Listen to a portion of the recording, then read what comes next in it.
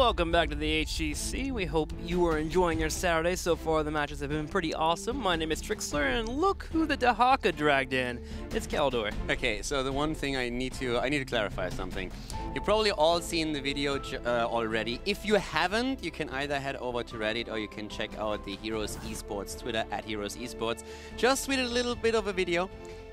It was actually Dahaka screaming for mercy in that bush, not me. They cut it off a bit early. They would have seen me dragging him out there.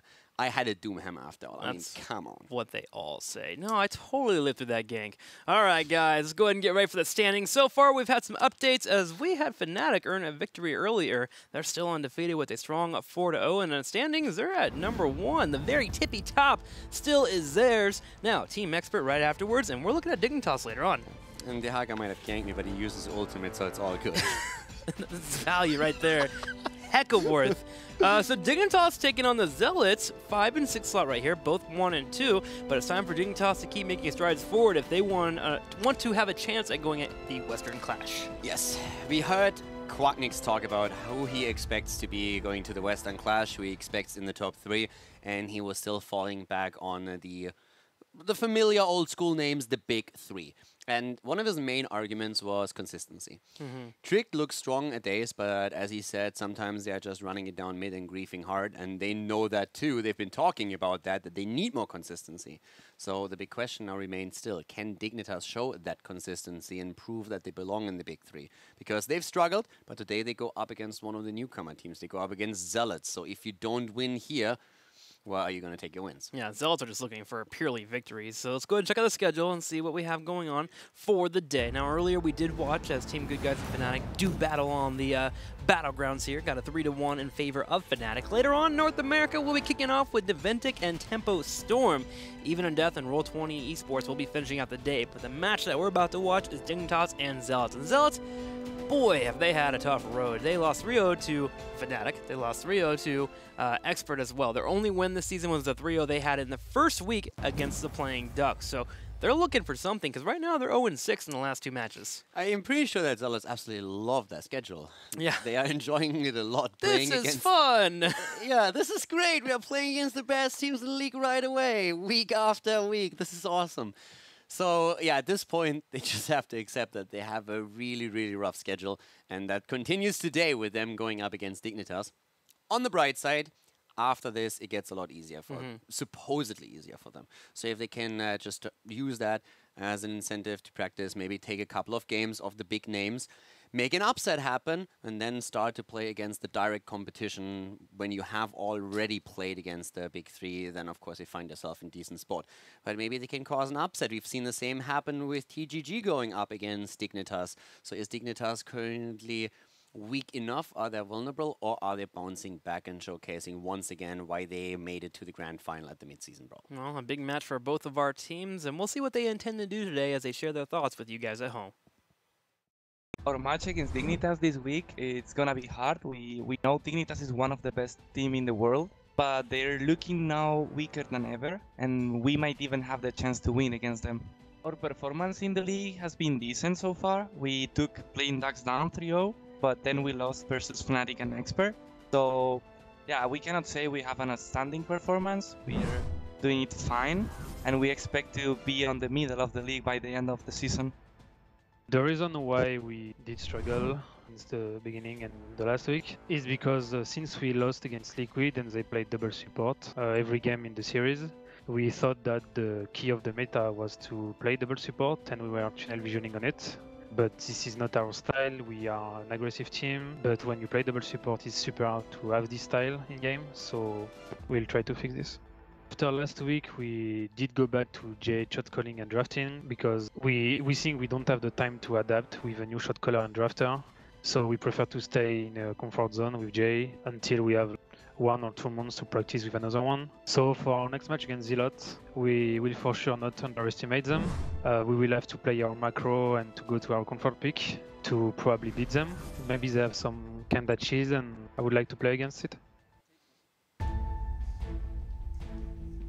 Welcome back to the HGC. As we set up for the match here of the Zealots taking on Dignitas. Now, Caldor, we need to be serious. We're in a league right now. I love Bakery doing that turnaround. It makes my day. I hope to gosh that every single interview we have opens up with that from now on. Nick, you're on the case. Now, back in the best thing was, what did the guy comment on when he saw Bakery make that move? This is like when you're trying to make a James Bond and it's just awkward. You don't know how to do it yet? Yeah. We love you, Baker. Just throwing that I out was there. dying when I saw the comment in that context. It was so good, and every time I see it now, I'm just falling apart. I love it. It's great. It's good stuff. Okay, so let's get serious here as we set up for this next series. Zealots and, of course, Dignitas both looking for some victories today. The Battleground, #1 here in this best of 5 series. Where are we going to go to? Where are we starting this big moment off to? I'm hoping for some Towers of Doom, but also, more hope for me, I'm hoping to see Mane back on mages. That's for sure, because I miss him being on explosive characters. He had a good performance on the Oriel, but still, I think Explosive healing. That's what he brought out. Hey, his detainment strikes were on point. That is true. That is true. Okay. He really did. So, but still, I would prefer to see him on the Gul'dan, the Li Ming, maybe a Kel'Thas again today. He talked about how they felt pressure to head into the double support meta. Stop smirking. I'm trying to really be serious here for just a second. I'm going to look at the floor. Trying Go to ahead. bottle it down. This floor is nice. It's great. I love it. Whoever cleaned it this morning did a fantastic I did a great job. They're killing it. Mena on the mages, though. Mm-hmm.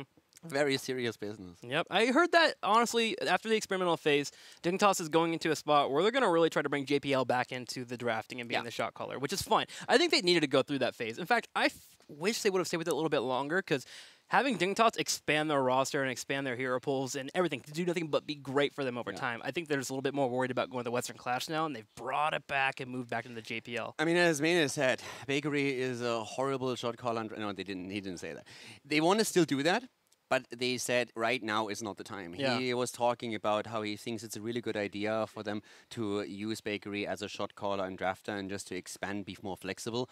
But they need a bigger time frame where they can actually practice, and doing that right now would make them too vulnerable to other teams. So he was more thinking towards the end of the year after BlizzCon, when they have a bit of a break where they can focus on practicing that, since he's just saying it's too much of a risk for us right now. So they go back to JPL being the main drafter here for the team, and they also started to just fall back into the aggressive style that they are successful with. And they have to show today that this is going to be the one thing that sets them apart again and puts them back on track. Yeah, they still know their identity. So let's check out the Battleground here for game #1. Where are we going to be going for our teams? It's going to be Dragonshire. And Zealots will go with that pickup first here. So Dragonshire coming in, and I'm happy to see some more Shad action. What is Shad going to show me today? That's a very good question, considering the map here. Dragonshire is a map where we have seen him in the past with all kinds of crazy stuff, being it the Abathar or the Vikings. I'm still... the Vikings have really fallen off on Dragonshire, and of course there's a ton of reasons for that. But one of the things that I absolutely love to see, and it's something that Chat brought into the game for the first time, is when he used all Vikings on the top lane, and he had Baelor completely split off the other two, and was always moving into the Death Bridge up at the end and was boxing the waves. So the solo hero up at the top lane was always in a horrible spot where he had to either deal with Baelor or soak experience or take the shrine. I'll never forget that. That was amazing play from Shad. It was a long time ago. Back then, Vikings were way more popular on Dragonshire, but maybe at some point the Zealots are crazy enough to bring such a strategy back again. Shows that Shad is creative and innovative, can be doing so on any hero he would like. Now, right away, Dignitas comes in and they ban out the Medivh. Zealots will ban out the Stitches. Zealots, did they run a lot of Medivh? Did I miss that? I mean, Zealots can definitely run the Medivh here, and I think for once. Dignitas, it's actually just one of those things that they are... I mean, it could be that they have something special planned themselves here. Wouldn't have been the ban that I was looking forward on their parts, but yeah. Okay, well, Stitches is banned out, Uther picked up for Dignitas, and Zealots answer back with the Anubrek and the Genji. Yeah, so Anubarak and Genji, pretty standard, pretty traditional. Maybe we see something later down the road for Team Dignitas that also sheds a bit more of a light on the Medivh. Currently looks more than as a target ban more than anything else. So, Uther floating around here. Do we go back into the gray main for the Snitch? Used to be the old pickup for Dignitas. Now, of course, last week they were a bit different in their drafting overall, but I wouldn't mind seeing the gray main coming out early for them. Illidan is a hero that they played here quite a True. bit. Snitch has played him on this map as well. We've seen it, I think, in the mid-season brawl and afterwards, or before that. So occasionally it's a hero for them that they play here, sometimes with the hunt for the pseudo global. But now that they pick up the Dehaka for the top lane and also gray main, when that's quite unlikely that there's going to be the strategy they're going to use. But yeah, gray main. Great, of course. Once again, Cursed Bullet after an Uther stun and Dehaka up at the top lane. Solid start into the game, and they're playing more around the globals than Zealots does at this point. Yeah, Dehaka come back in the rotation, which means we probably won't be seeing that Illidan. Interesting that he has a 32% win rate, actually. It's starting to fall off pretty heavily there. I do wonder if Zealots have practiced any Malthael. Malthael against Dehaka does a very solid job of getting that lane pushed out and eventually burning him down. But the most important key aspect of that matchup is it forces brush stocks to happen. Dehaka will have to back at some point, and usually, most of the time, they brush dive back in, as Malthael can push in that lane. That gives the rest of the map a lot more safety when they are starting their rotations. They can't really run into that roaming Dehaka who tries to get the extra kills. So Zealots targeting Mena with a ban, making sure that Li Ming cannot provide the resets that they are afraid of for obvious reasons. Mena just absolutely fantastic on Li Ming. Him and Shrimpy probably the two best Li Ming players we have in Europe. Dignitas on the other hand, what's going to be the ban for them? Are we going to see them target the supports here? Possibility. They go ahead and ban Illidan instead. They prefer not to have him on the battleground. So Illidan getting picked up over the possible ban on Malthael. Interesting to see that, but can make sense. I do feel like Guardian of the Ancient Kings is actually really easy to proc off the Illidan stun that comes in, so I don't mind it for the Uther, but Dignitas just going to go ahead and just ban it out and not deal with it at all.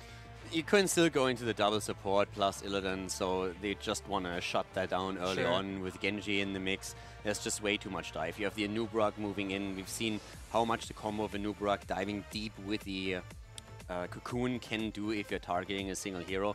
So it makes sense to just try and shut down the aggression on the side of the Zealots early on. But talking about Zealots, we have them now with, first of all, they need a healer. The question is, are they going to go into an Oriel? If so, they still need someone who provides the energy, the hope that she needs for her healing.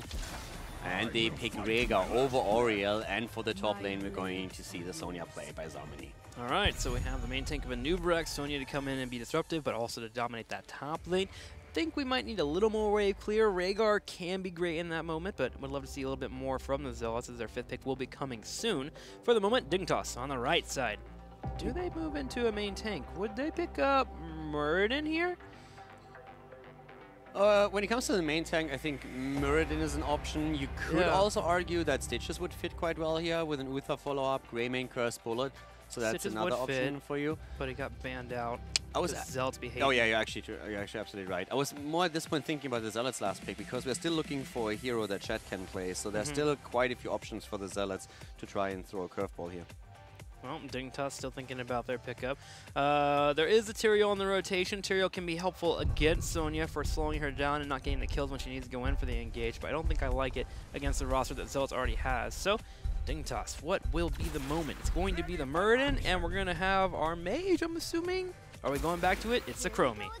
And that also, I guess, explains a little bit more the Medivh ban, because that's what I was thinking about a bit earlier. The only reason why I wasn't even talking about this is that I'm not quite sure if that needed to be a first ban, if it was really only because of them trying to keep the option of Chromie open. So maybe both, maybe a target ban at the same time trying to enable the Chromie later. But for now, the question is, what are the Zealots going to pick for their last pick? Shad has no hero yet. We have seen him on Abathon. He has played a huge variety, actually, oftentimes heading into the double support for the team here. We have seen him on Tassadar, for example, with fantastic force walls opening up opportunities. That was more so the case when we were looking at Infernal Shrines. So the Zealots really thinking this one through. I think Tychus is the go-to for me right away here. Yeah. Just being able to deal with that Muradin and that Dehaka. You have to be careful from the Chromie damage, but you have the resistance available. It's definitely an easy pickup, I think, and one that really slots in well. It's definitely a good option for them. If they want to have the second damage dealer arranged, then that would be a great choice. But they go into the Lunara, also great with a poke here. Has to be a bit careful of the Chromie, though. doable. Greater spell shield at 13. Yep. Also, that movement speed that Lenara has is quite a pain for Chromie to deal with, being able to predict where she's going to move because she can bank on a turn really quickly after the animation comes through. It's just when the stun hits and then That's you're when it basically dead meat. So the positioning of Lunara is going to be really important. Later on, though, on the other hand, you can go and hunt Chromie down after you have your greater spell shield and everything with good poke after you're 10. So you can really try and take her down. So at the early game, on the other hand, that's where you have to be a little bit careful with this. But it's also a great tool right now to use. With this, they could have even had it into an Oriel. They have the battery now, but Rhaegar is going to help out, especially the Sonya, of course, also with the Lightning Shield here. I'm interested to see how the early game is going. For the moment, when I was looking at Zealots, the first 4 rotation, I feel like, okay, their early game is really strong if they get a good damage dealer for that 5th pickup, but that Muradin coming in there makes the early game kind of volatile for both the teams. If a Stormbolt lands on an important target and Chromie falls up into the damage, that will be a kill for Dig, so it'll be fun to watch this early game to see who comes out swinging. Yeah, Muradin was oftentimes used with the Tyrande for the stun into stun and then the kill, and usually you were trying to bank some additional burst damage in. Back in the days, it was Jaina, but now if you just hit that Stormbolt and you communicate it properly, Chromie can definitely be on point there, and Mena is usually absolutely spot on when it comes down to the timing. So this could be a very dangerous rotation that we see on the side of Dignitas. Especially that top lane in terms of rotations you're talking about. Muradin, you can have this formula that's constantly happening between the middle and the bottom, but suddenly Muradin just goes into a spot where he peels off of that, and the 3-man goes to the bottom, and Muradin jumps over the wall, gets the resistance so he can take turret shots, and just straight up Stormbolt the target, and that usually indicates some kind of kill. So a lot of power here for Dignitas if they're making sure to communicate and get those movements going. Yeah, and let's not forget that if they play it correct in the team fights, they have actually a lot of CC, especially if Chromie goes into the slowing sand. It shouldn't really be a big issue for Muradin to hit a Stormbolt, for Uther to follow it up, Dehaka to follow it up. So there's a big CC chain that we have. Yeah, I mean, honestly, I was thinking Temporal Loop for a second. I think Rhaegar is actually a really juicy target to hit with Temporal Loop, but also it's great against Genji because Genji's Reflect actually gets canceled out by Temporal Loop, so he has to be very comfortable with that timing of the W when he goes to use it. But again, Cleanse is still a target here available for the Rhaegar, and Nubrecht can come in and mess up the entire combo, so probably going to be that slowing sands. Graham himself with the Greymane and the Cursed Bullet. There's a lot of stuff available for Dignitas. This is actually a very classic Dignitas composition. Tons of CC, blow up potential, get number advantages, and push your advantage. Yeah, and right now, I mean, we're going to head into the first game here. Dragonshy is going to be a fantastic start for the series, for the best of 5. Dignitas is still the big favorite here, and they really need to make sure that they're taking this ideally without even losing a map, since they're standing in the rankings is currently not quite what they expected heading into Phase 2. For the Zealots, on the other hand, any single map that they can win here would be a huge success already, and they are going to look to surprise Dignitas once or twice in the series. Now, I did hear that one of the PCs of the players has face-checked a bush and has it blown up for the moment. We're going to be right back after a commercial break. You need to watch the audio cues. Yeah, I gotta watch out for those audio cues. Personal experience. I'll be right back, guys. This is the HGC.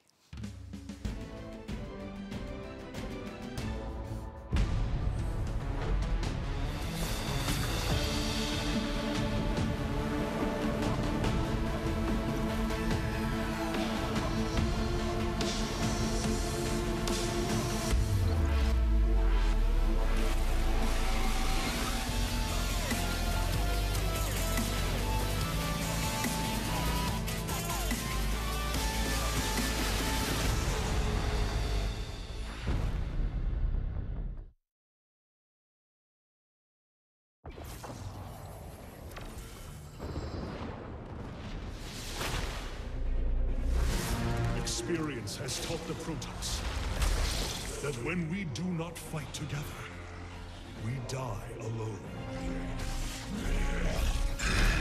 But we shall not see defeat this day.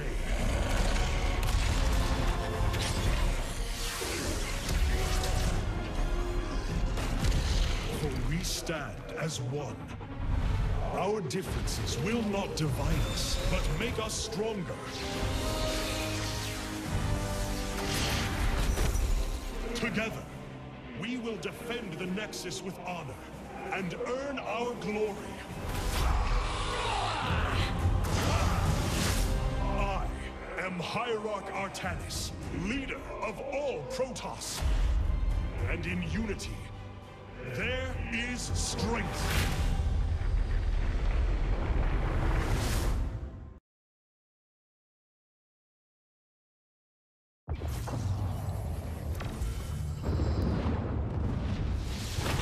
the demon Asmodan had his ultimate victory within reach, until the opposing heroes dealt him a devastating defeat. Asmodan went back to the drawing board and rediscovered his love of the game. The Lord of Sin became the Lord of the Slam. This is my house. Let's see if you've got game. Oh, there it is. Dude, welcome to my jam.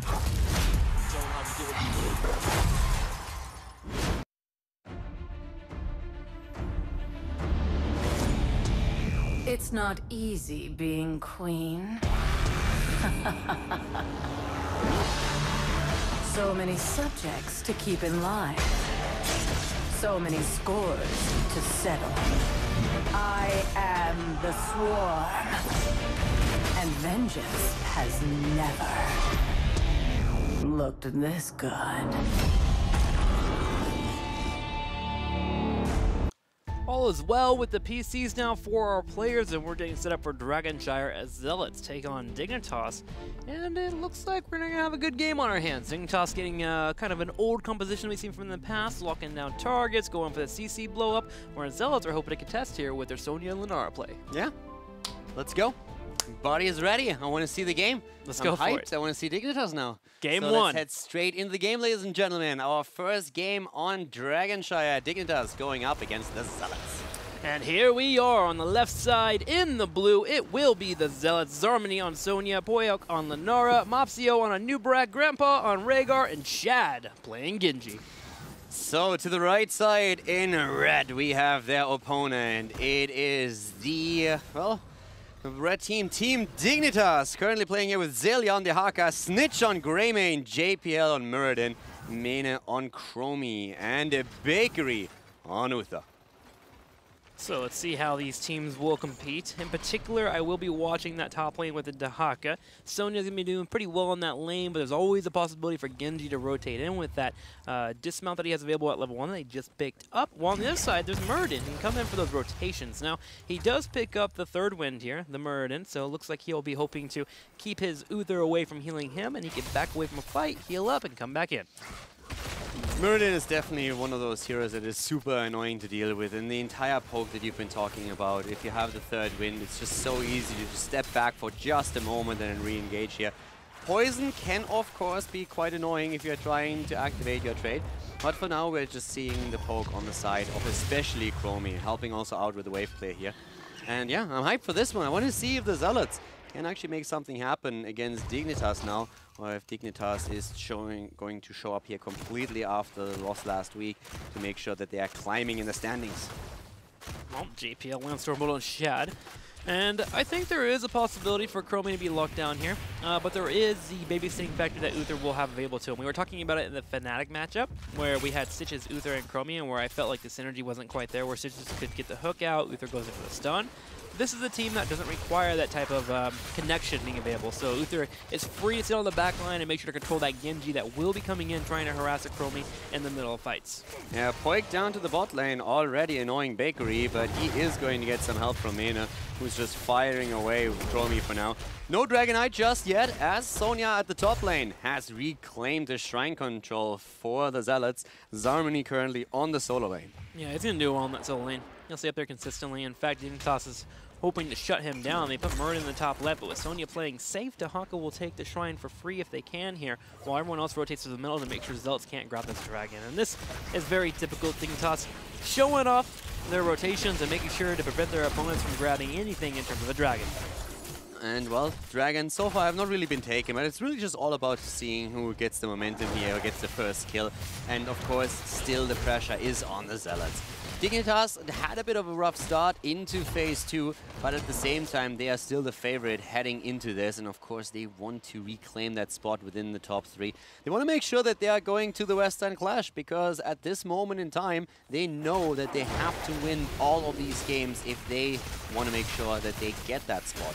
Yeah, definitely a bumpy road to start off with, but this is Dignitas. This is the team that took second at the mid-season brawl. This is no one to laugh at. Even with them having a couple of losses on their record, they're not tarnished in any way. We expect them to continue doing well, and Now it's time for them to show up, especially against the Zealots here. This should be a great win for them, at least something for them to get their mojo back. Yeah, the problem for Dignitas is that they are still up against a few teams that could definitely take games of them. Tricked, for example, did exceptionally well just yesterday. So this is another team that Dignitas has to at least worry about. And let's not forget that they're also still in to play against Fnatic. So there's still a couple of opponents that could give them a rough time. This is why it's so important to win the games that they are expected to win. And this is what happens here against Zealots. So there's a lot of pressure on the Zealots as well, but more so even on Team Dignitas. Yeah, they even tweeted about it last week, Bakery in particular. He felt like they are in a situation where they have to earn victories over Fnatic if they have the possibility of even going to the Western Clash. However, I do feel like plans have changed slightly with Team Liquid losing out yesterday. Suddenly the path towards the Western Clash has opened up pretty significantly for Expert and Dignitas in particular. Zelia and Zarmony continue to do battle on the top, and we're actually going to have Zelia take a bit of a lead. Yeah, Zelia at this point is reclaiming the shrine, so we have with that control now, the level 7 advantage also, and that's a double shrine control again for Dignitas. Zealots feel themselves completely under pressure here in their early game. It's always Zealots that are close to having to face the Dragon Knight since Dignitas is threatening to claim it. But now with the level 7 talent about to be reached, they can start to take the fights again. But as we see up to the top, that rotation we've been talking about earlier is just now happening. Stuns into stuns, and this is the end of Sonya. Skullcracker really coming in there for JPL. You're trying to stop the whirlwind from the spin and constantly occurring there and allowing your opponent to heal up. Also the drags landing there from Zelia eventually net a kill. That'll be a pain for Sonya to deal with throughout this entire duration of the game, as Murden is one of those heroes, man. When you're able to bring out the Skullcracker and actually get the chance to auto-attack opposing members, you are going to lock them down often. Yeah, especially if you get that in against the Sonya, it's fantastic. As soon as you get dropped out of the whirlwind, your sustainability just drops, and that's what we saw there. Yeah, if she can keep it up, then she will just move through that and easily survive. But as you can see here, Sonya down, Lunara following, Dragon Knight taken, and all of a sudden, Dignitas is just on a road to success. A level lead before the Dragon Knight even got any value, and they are looking strong. Yep, they are looking much more clean today. 2 kills already, a full level already, a Dragon pushing in, breaking down turrets, Chromie sniping Lunara in the bottom. Everything is stacking up for Dignitas correctly here as they move on towards level 10. Zealots have positioned themselves in the middle to try and make a play here, actually, and they're jumping straight onto Chromie. With a great time trap and JPL here for the peel. Mane is going to be able to get away just barely. The Chromie comes out for the snipe. Luckily for Shad, he had a reflect available. Yeah, and him deflecting the damage was crucial. Nearly the death of him. But in the meantime, level 10 has been reached. Dignitas is still busy up at the top lane with the Dragon Knight. Snitch is just wailing away, and with another 13 seconds on the DK, he's definitely going to get the fort. So this is just Dignitas gaining so much momentum here. Zealots have to sit there and take the beating while they are waiting for level 10 to hit. They need a full level, man. And Dignitas isn't trying to slow down. They've already started to evade on the Giants in the bottom left, realizing nobody was there. We had JPL pull back to the middle. They're pushing in at the same time. Temporal Loop has also been chosen. So love to see that. Main target will be Rhaegar, with Cleanse being up, though. Maybe a bit difficult to hit other targets. If he has a chance to see Cleanse get utilized, though, maybe a drag comes out and the Cleanse comes out from Rhaegar, you can turn around and use that Temporal Loop on that Genji and try and blow him up. Also, if you force the Cleanse out, then at the same time you allow also Murden and Dehaka to make more plays. True. Also Uther, of course, with the stuns that they have. So you can always just use it to bait the Cleanse out. It's a 60-second cooldown, so you at least burn that and then follow through in team fight with the other CCs that you have. Cocoon being picked up, Leaping Strike, Ancestor Healing. Sonya has yet to pick her choice. We've been seeing a lot of Leap in HGC Europe as of late. Will that be the pickup again? Could afford to do so with there being a solo tank. However, a Wrath would allow you to keep moving forward through the fight, and it is going to be a Leap. They jump in, they hit Snitch, and Snitch just turns into a wolf and slides away. Yeah, that was a misplay there. That seemed a bit weird. It looked like Mopsio did not hit the follow-up stun. It was actually a bit odd. Communication must have been off there, because if I interpreted that correctly, then Mopsio did not have the cooldown ready for his stun. So Sonya should have waited a little bit longer, or Mopsio needed to communicate this better. But using the cooldown to gain absolutely nothing is the problem. Unfortunate for them, and they'll have to wait for that lead to be back up before they go for the combination. Sonya's being pushed in so heavily in the top lane that Dignitas decides to go ahead and rotate down with 5 members, grab the Shrine, grab the Knights, and go ahead and start pushing in. Because they're on their way to level 13. They're pretty far ahead already. Dignitas is running away with this game. The level 13 talent should allow them to force fights around the Dragon Knight. And once that happens, Zealots find themselves in an awkward spot again. The cooldowns are going to be ready in time. But the coordination for the Zealots has to be absolutely pitch perfect if they really want to make something happen here. With a good Cocoon engagement, they definitely have a chance, but this is going to be a very rough game judging from what happened so far. Yeah, looking for that Cocoon to land on Uther in particular. JPL's going to drop the Avatar, and Chromie is firing away from the top right side. Snitch coming in, Azalea too. And Dignitas is going to easily turn this fight around. JPL low on health will jump in and get the Divine Shield, and he sits on Sonya, bringing out the auto attack. Zarmony as well, bringing out the leap. Lenara hoping to get a kill on JPL, but he jumps out. Zarmony can't get the kill, and the Ancestral does not connect. There's the Dragon. Dignitas gets 3 kills. Rega is down, and twice the Ancestral did not go through. Grand Paquette just holding it back a bit too long and not being able to secure the Ancestral. So without the heal, they lost 3 heroes now, and this is just another Dragon. Voig with a really cool move there. I like that. Good dodge on the punt. But as Zelia is doing his tryouts for the NFL, we are still seeing a lot of structures fall at the bot lane, being attacked by Main and Bakery. In the middle, as the Dragon Knight is keeping busy. And the experience gap is just widening. It's a 2.5 level lead already. That was a good touchdown joke. You're hilarious. Fort in the bottom left, in trouble. I'm the only funny German you're ever going to meet. I'm glad I have you here then. Yeah. You're an anomaly. Exactly. Germans aren't funny. I'm the only one who has at least a little bit of humor.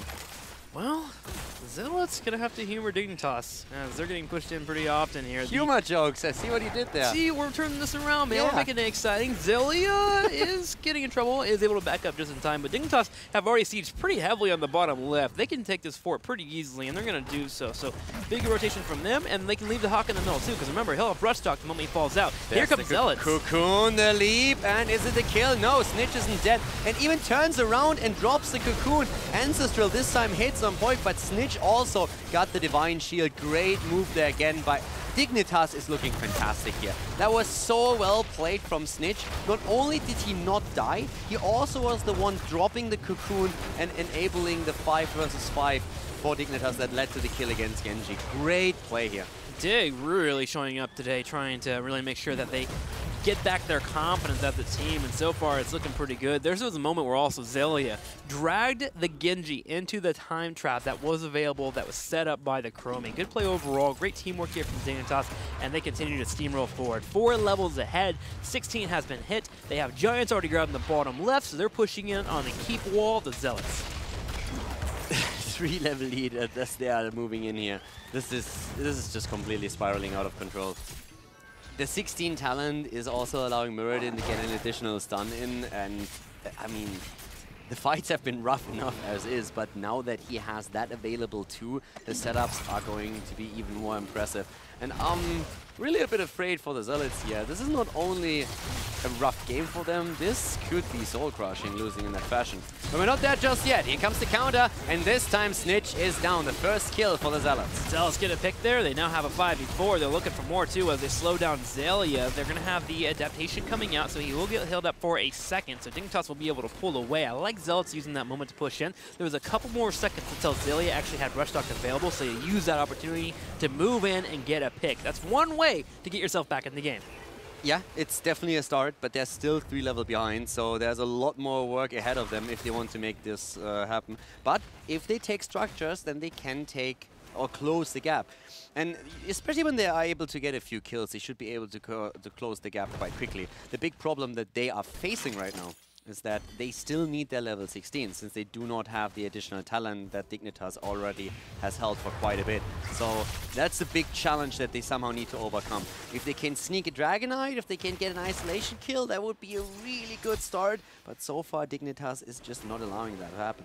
Yeah, not having that 16 is definitely a pain point, and Dignitas doesn't mind pushing that pain point as much as what they want. They're going to pressure as much as they can. They grab the Giants on the right side. They also grab the Mercenaries on the top right. They're going to get those pushing soon. Dahak is by himself against 3 targets on the top that were ganked in, but Zelia easily dodging that gank that comes in their way. And Dignitas continues to be on cruise control as they grab the bottom shrine and set up in the middle. And by now we're having also, I mean, we have Leap up again, so if they have another good engage, they might get the kill, and they are looking for it right now up at the top lane. They have a trap set up, and they can get the Haka here, so they're moving in already. Burrow used a bit too early by Azalea, maybe. Leap could come in, but already JPL is jumping into Dignitas, has the rotation. Here comes the Leap as the follow-up, and Uberak is down, and so is Sonya. A double kill leading the charge here, and as we see Genji looking for a kill against Snitch, Dignitas is just focusing one after another. The Zealots down.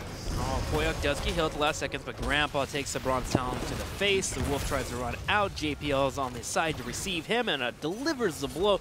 That was actually pretty crazy. Zealots were trying to set up this gank on Dahaka. Dahaka realizing it, calls out to Dignitas. Okay, they're trying to kill me, and he sets up the fight. He burrows below, and everyone from Dignitas rotates in, gets 3 kills, and grabs the dragon. Dignitas, 3 levels of lead. Zealots not even close to level 16. This is a keep that could be in trouble. Yeah, this is definitely a keep, and it might be more depending on the kills. Ugh. And yes, exactly. Ugh. Genji gets completely bodied. Not even a chance. Stun in the stun, complete Chromie combo coming out, and that is an easy keep. And with Genji gone for another 20 seconds, if they can drop another target, then this is going to be game. Dual anomaly picked up for Chromie. As I like to call it, game over anomaly, as you have a really hard time getting on top of that character. She sets up time traps, 3 of them at a time, and they put their eyes towards the core. Zelia and Crew focusing it down, even using the Divine Shield. Darmy comes out with the leap, will get snitched. He is low on health, while Zelia and Crew continue to auto-attack the core, and Dignitas comes out swinging. They're here to prove that they're here to stay at HGC Europe as they get the first victory over the Zealots. Easy win for them. 10 kills against 2. Dignitas taking the lead against the Zealots. And that is kind of what we expected coming into Phase 2, and they struggled in the last week in particular. But right now, against the Zealots, they come out swinging, and that was an impressive performance. That was a shutdown, man. That was the decisive Dignitas that we expected to see after the MSB. And they go back to their roots, and they pull it off well, man. Constant snipes left and right. Early game looked a little bit more on the slow side, but I think it's pretty normal for Dragonshire. The moment that they got to the mid-game, were able to make their movements after getting heroics, every single attempt from Zealots that seemed to be shut down. They did get the 1 kill on the bottom left, which was nice for them, but that came down to a Bloodsucker timing that they were able to isolate and pick off. It was too late, simply. They were 3 levels behind at that point in time, and even with them starting to close the gap in experience slightly, it was still 2 levels up to level 16. And without that talent and that massive power spike that Dignitas already had, they just couldn't make it happen. So the Zealots were trying, but this is definitely a very explosive start for Dignitas. Dignitas just wanting to prove to everyone that was kind of doubting them. It's kind of interesting when a top 3 team has a poor weekend or a couple of losses, everyone's just so ready to be like, oh, they're washed up, they're done. Dignitas obviously taking that slightly to heart here and really trying to show that they are meant to be on the top dogs here. They're in the big 3, top 3, the big 3 for a reason. At this point, Zealots just have to shake this one off. Especially if it was such a hard loss, just shake it off. You know that you're the underdog in the series. Just shrug the game and say, like, oh, okay, whatever, we lost this, didn't work out. Let's focus on the next map. Try and surprise them, maybe with the draft, concentrate a bit more. Especially when we saw Leap picked for the first time, it was quite clear that communication was not 100% for the Zealots. True. That Greymane has to die. If you go in with a Leap and you get the stun with Greymane, that Greymane needs to fall. There was no one there to help Greymane out, and Nuburak needs to have his 2 stuns ready, and they need to make that kill happen. But I think he didn't communicate properly, or maybe it didn't work out in time, but obviously he didn't have his stuns available. So all of a sudden, there's a heroic ability simply dropped, 3 heroes converge on 1, and Snitch still said like, yeah, well, I don't care.